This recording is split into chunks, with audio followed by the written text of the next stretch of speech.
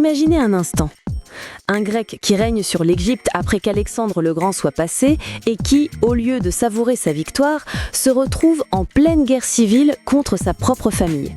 On parle de Ptolémée II, c'est ça. Le type qui a hérité d'un royaume immense, mais pas de la paix, apparemment. Exactement.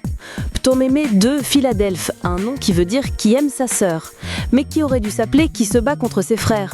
Mais attendez, l'Égypte n'était pas censée être unifiée après la conquête? Comment un royaume tout neuf peut-il déjà être déchiré par des conflits fratricides? C'est ça le drame. Ptolémée I Sauteur, le fondateur, avait laissé derrière lui plusieurs enfants, et le trône n'était pas garanti pour Ptolémée II, même s'il était co-régent. Donc on parle de frères et demi-frères qui se disputaient le pouvoir, un peu comme dans une tragédie grecque. Et qui étaient ses principaux rivaux? Le danger principal venait de son demi-frère, Magas, roi de Cyrène, l'actuelle Libye. Magas a carrément fait sécession et a marché sur l'Égypte avec ses troupes. Magas, le roi qui a voulu s'emparer d'Alexandrie. C'était une vraie menace, avec des armées séparées qui se rencontraient en plein désert. Oui, la tension était à son comble. En plus de Magas, il a dû composer avec d'autres rivalités potentielles et des complots à la cour qui l'ont forcé à exiler sa première femme, Arsinoé I. Exiler sa femme, ça montre à quel point les enjeux étaient élevés. Il fallait purger tous les risques d'une contre-succession. Précisément, il a agi avec fermeté, éliminant certains demi-frères et consolidant son pouvoir par tous les moyens, y compris un mariage controversé. Le fameux mariage avec sa sœur, Arsinoé II. C'est ce qui lui a valu le surnom de Philadelphe, non? C'était une stratégie politique pour imiter les pharaons égyptiens. C'est la clé.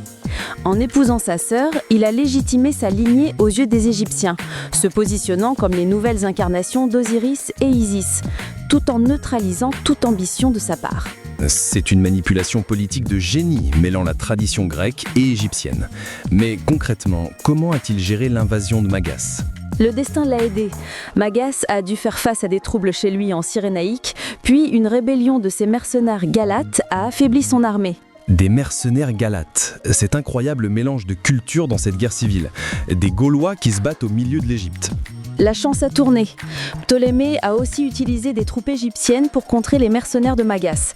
Il a ensuite réussi à faire la paix avec Magas en fiançant sa propre fille au fils de Magas. La diplomatie a pris le dessus sur l'épée. Ptolémée II a donc non seulement survécu à la première grande crise de la dynastie, mais en est sorti plus fort et a jeté les bases d'un empire hellénistique stable et riche.